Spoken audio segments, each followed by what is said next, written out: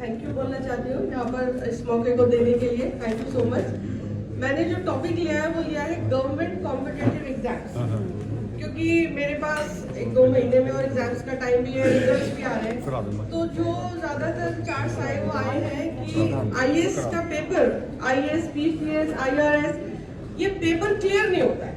तो क्यों नहीं होता या इसमें क्या चार्ट वाइज हम देख सकते हैं कि भाई क्यों इस तरह का पेपर क्लियर उनका नहीं हो रहा है। तो I trying to figure out कि उसमें क्या क्या चीजें चार्ट में बहुत जरूरी है और होनी चाहिए, तभी हम जातक को बोल सकते हैं कि भाई आप आईएएस के लिए बैठ लें। क्योंकि मेरा मानना ये है कि इस एग्जाम में सबसे ज्यादा जो इन्वॉल्वमेंट्स है वो है टाइम कंज्यूमिंग, और दूसरी चीज है इमोशंस भी, क्योंकि इतना टाइम किसी किसी को लग जाता है इस पेपर को क्लियर करने के लिए कि वो इमोशनली बहुत डाउन हो जाते हैं। So I try to help them out, और मेरा ये क्वेश्चन भी है और जीडी वशिष्ठ सर से रिक्वेस्ट भी है कि प्लीज मुझे 2 लाइन ये जरूर बताएं कि किसी भी जातक का टाइम बचाने के लिए हम उसको क्या बोलें कि आप you can sit for an IAS paper या फिर कॉम्पिटिटिव एग्जाम, चाहे नीट हो चाहे मेडिकल हो, ताकि उसका टाइम बच सके और इमोशनली भी वो स्ट्रॉन्ग रहे for the other career. Let's start. तो जो मैंने इसमें सबसे इम्पोर्टेंट चीजें देखी है वो ये है कि सबसे पहले चार्ट में हम ग्रह देखेंगे, फिर भाव, योग, युति, गोचर, दशा, ग्रहबल, D9 एंड D10। देखिए आप इन आईएएस पेपर्स के लिए जो जाते हैं ना, ये राजयोग है।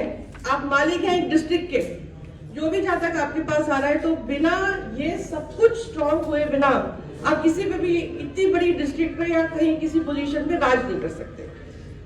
तो नेक्स्ट, इसमें मैंने कुछ ग्रह कैलकुलेट करे अपनी समझ से जो बहुत इंपॉर्टेंट है। सूर्य बहुत जरूरी है क्योंकि सत्ता का कारक है, सरकार का कारक है, उसके बिना पेपर तो क्लियर करना मुश्किल ही है। मंगल कॉन्फिडेंस का कारक है, रूलिंग पावर है, you are commanding a certain mass of people, so you need to have that ruling power in your voice. तो मंगल बहुत स्ट्रॉन्ग चाहिए, कॉन्फिडेंस बहुत हाई चाहिए। गुरु हायर एजुकेशन का कारक है। बुध जो है वो बुद्धि का कारक है। बहुत लोग मेंस तक पहुंच जाते हैं लेकिन इंटरव्यूज वगैरह में रह जाते हैं। क्यों रह जाते हैं? क्योंकि उनका बुध कहीं ना कहीं वीक है, बिकॉज इंटरव्यू और स्पीकिंग स्किल्स जो कि मानी जाती है इंटेलिजेंस, वो जो है वहां पर वीक पड़ जाता है और 1 साल वेस्ट हो जाता है just because of the interview. अब गवर्नमेंट ऐसी करती है, कुछ कर नहीं सकते उसका। नेक्स्ट इज शनि, क्योंकि वो जॉब का कारक है, आप जॉब के लिए जा रहे हैं। नेक्स्ट इज चंद्रमा, मन का कारक, क्योंकि किसी भी जातक को 10 से 12 घंटे 18 घंटे पढ़ना पड़ता है, तो उसके लिए मन लगना इस तरह के पेपर्स में बहुत जरूरी है। नेक्स्ट चीज है, आई have seen in the charts of IAS and people coming to me for these exams. Number 1, ये जो पूरी लाइन लिखी हुई है ना, सूर्य, मंगल, गुरु, बुध, शनि, चंद्रमा, I have seen it कि जो मेरे पास 2 चार्ट्स भी है आईएएस के, ये पूरी लाइन स्ट्रॉन्ग है उनके चार्ट्स में। एक भी चीज कमजोर नहीं है, ना डिग्री से कमजोर है, ना केंद्र कोण से कमजोर है।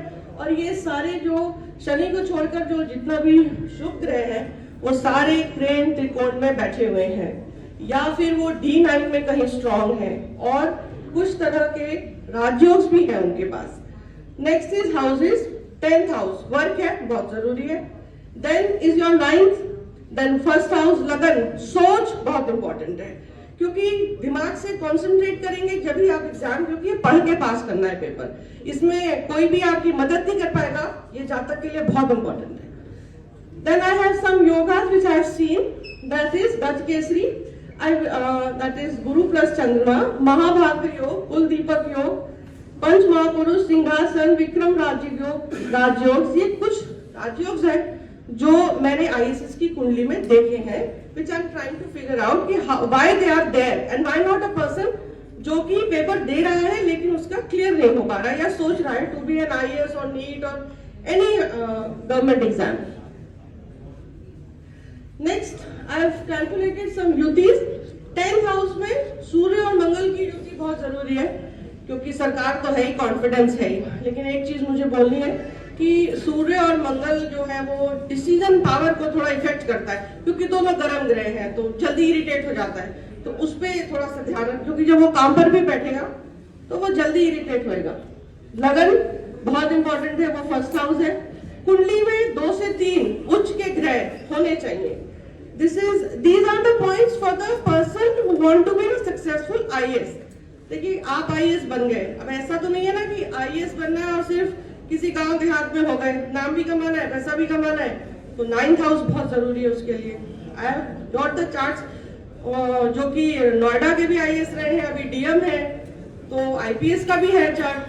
These are the जो कि मैंने कोशिश करी है कैलकुलेट करने की.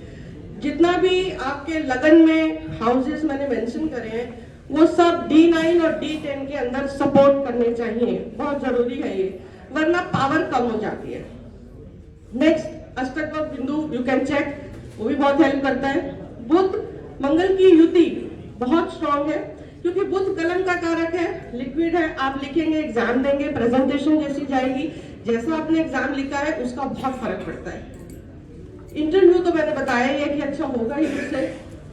नेक्स्ट इज, अगर मान लीजिए कोई, ज्यादातर तो सब कि हमें IAS ही बनना है, बट आई हैव थॉट कि अगर किसी की हेल्प करनी है तो आप उस काम का फॉर्म चेंज कर सकते हैं. कि आप अगर IAS भी नहीं है तो यू कैन फाइंड आउट, आप IRS के लिए 3rd हाउस बोल सकते हैं, IPS के लिए मंगल स्ट्रॉन्ग है और 10th हाउस स्ट्रॉन्ग बोल सकते हैं, IFS के लिए 12th हाउस जो है वो स्ट्रॉन्ग चाहिए.